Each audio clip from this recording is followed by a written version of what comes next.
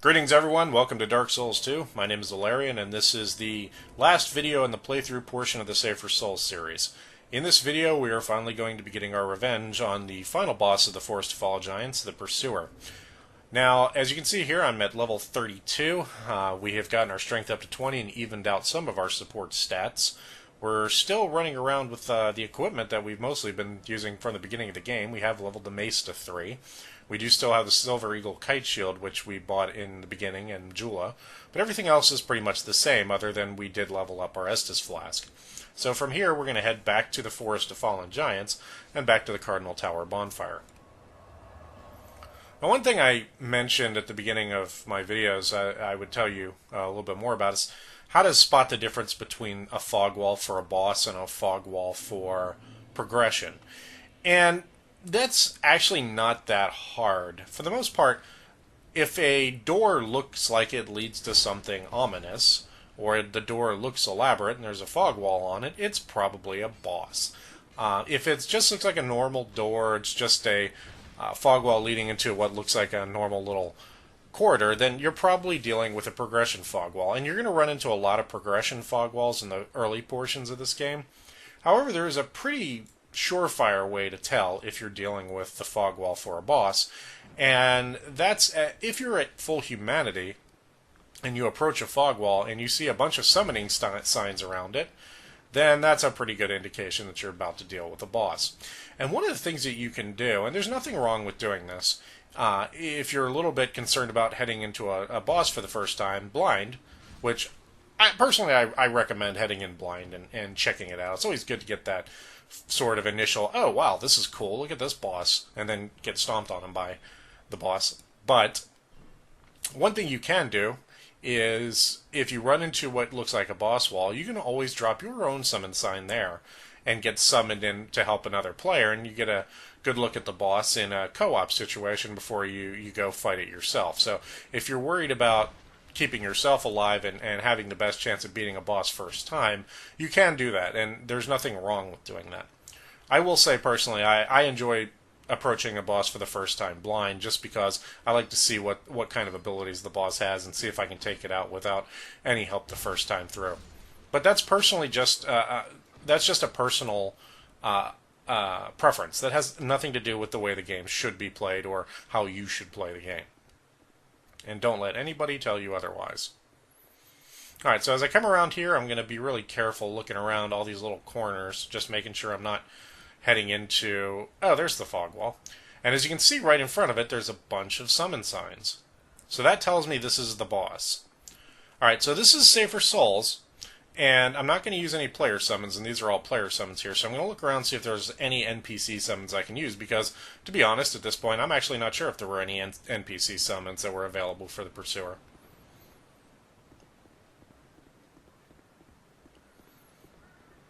And nope, that one disappeared, so that was a player. Alright, so I'm going to pick up this item, and it looks like we're going to have to take on the Pursuer alone.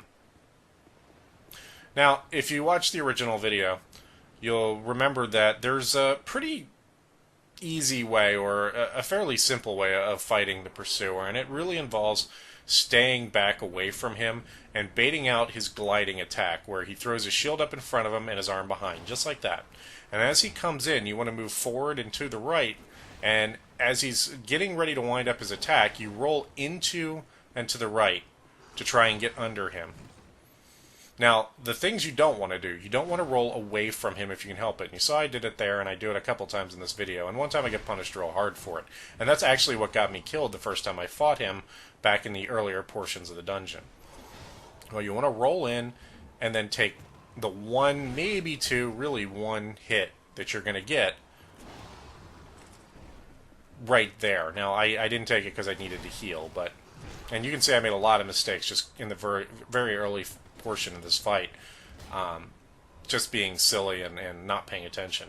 So, rolled in, take the hit, and then back away. Wait for my endurance to recover and make sure I'm safe. Now, he does do a second and third attack sometimes off of that gliding attack, and the second is usually a shield. There's the shield. And sometimes he can either do an overhead or he'll do a large, long-range spinning attack. And The shield and the spinning attack are both fairly easy to dodge.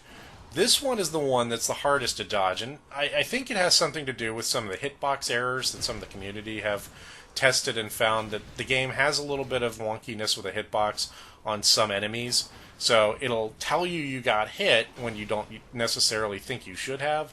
So I noticed that a lot in this fight. And of course, always roll to the right or the left or otherwise away from the curse blade. But I got hit on that first attack more times than I really think I should have.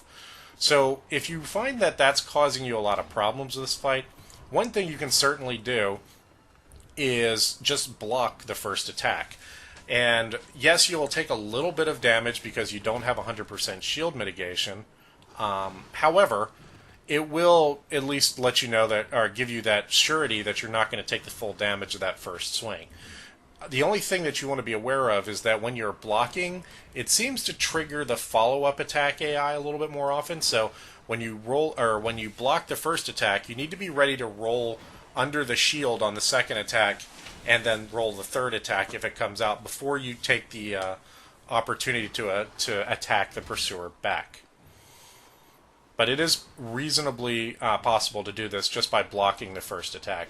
And if you get a great shield, which you probably don't have at this point, I use it in later portions of the game, and you will see the pursuer again. I just block completely. Alright, so you can see I rolled away. Bad timing on the roll, so I'm going to have to roll away from the curse blade and take the moment to heal. But we're just about got him down.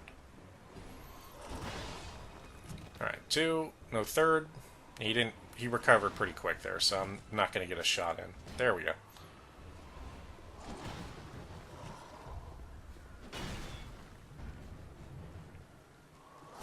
Alright, and I didn't roll fast enough there. So, roll, roll, roll, hit. And it looks like we just need one more attack.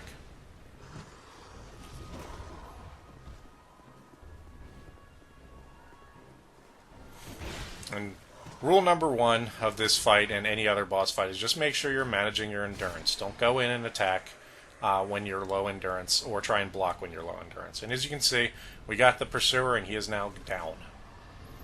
And we get a ton of souls for him. Alright, now I'm not going to end the video yet because I've told you that there are some rewards here. And so I'm going to show you where to pick those up.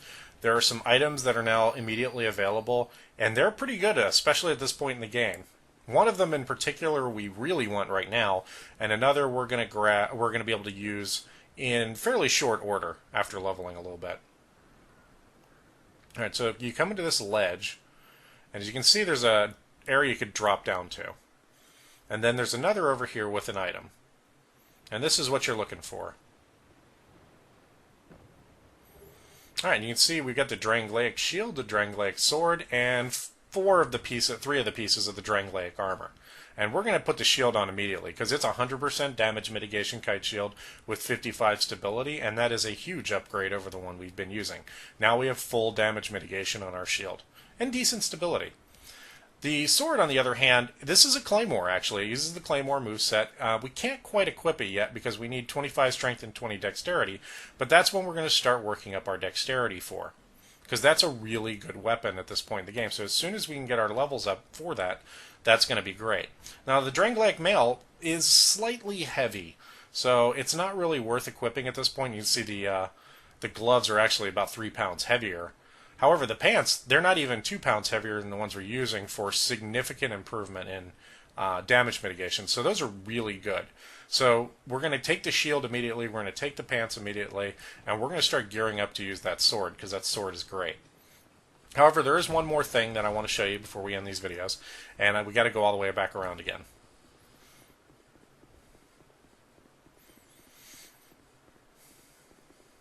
Alright, so this is going to be the end of the Safer Souls playthrough portion. That doesn't mean there are no other videos. You've probably seen that I have other playlists out there. And I've got a lot for other bosses, and I've got a lot for a couple of the achievements. I've got Benhart of Yugo's achievement, and I've got Lucatiel Mira's achievement that I'm working on. I've got all those videos ready to go. They're probably not uploaded right yet if you're seeing this early on, but they will be soon. The bosses, I don't really have those out there. By the way, this tree looks creepy, right? Yeah, it should.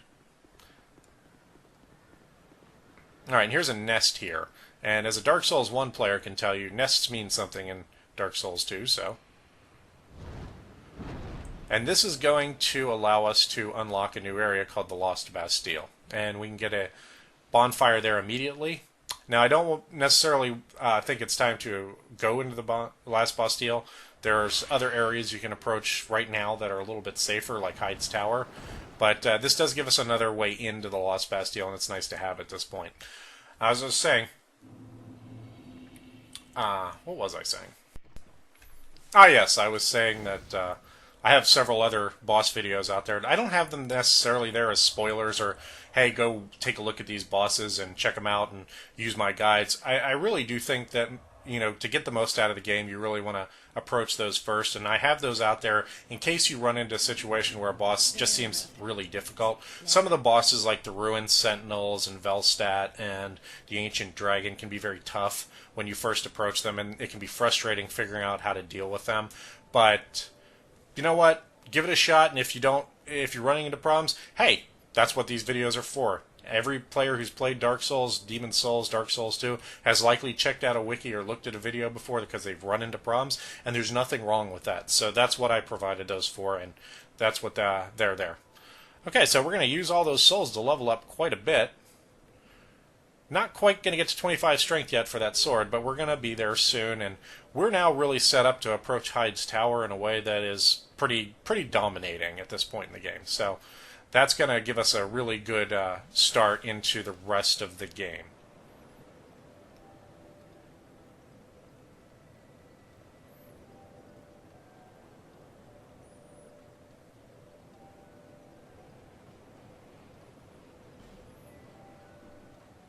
It looks like we're using the right equipment for the time being, and we're ready to move on. Alright, everybody. I hope this playthrough helped you. I hope if you're having problems with Dark Souls 2, then this has made the game a little bit more accessible for you, and you're a little bit more prepared going into it. And as always, I hope this video specifically helped, and I hope that I get to see you in the next video.